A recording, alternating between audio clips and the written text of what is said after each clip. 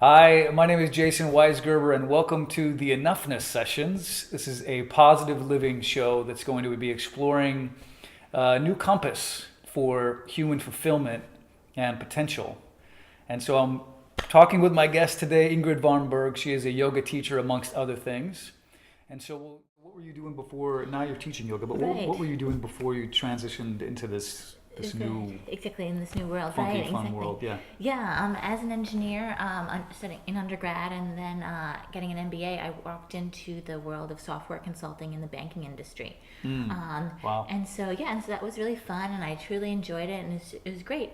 But I definitely felt like I was missing that groundedness on a day-to-day basis. And so after about 13 years working on Wall Street, I decided, could I take those skills that I learned primarily in project management and apply them to the yoga industry? And so that's where I started to create yoga DVDs. I started to teach. You had and a that's pretty where cool I am. background in software engineering. Obviously, a hugely popular market. Lots of Right. work there. Definitely. Great money. Opportunity.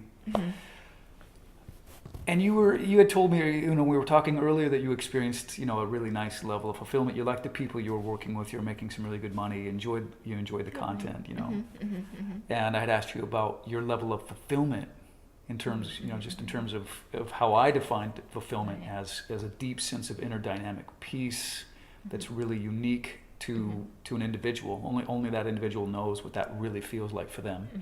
And that really starts to trigger and activate this compass of of what direction that I want to be going on from that space. Right.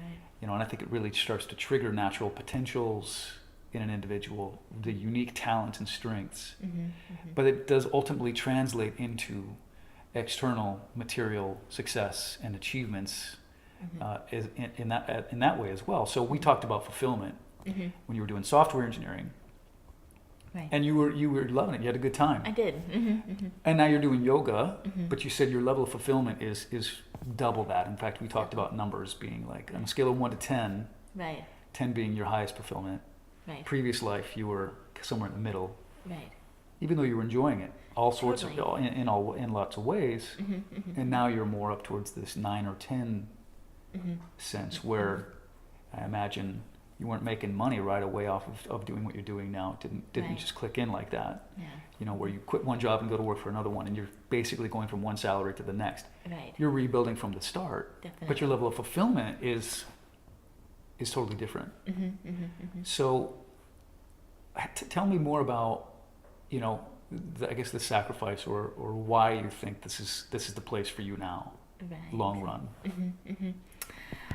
I think it's just one simple thing is that I felt like my destiny on this earth, or my path, was to be in the yoga studio, to be teaching in this avenue that, as you mentioned, I totally always enjoyed my years in software. I worked with really bright people and great colleagues. I still keep in touch with them. Super fun.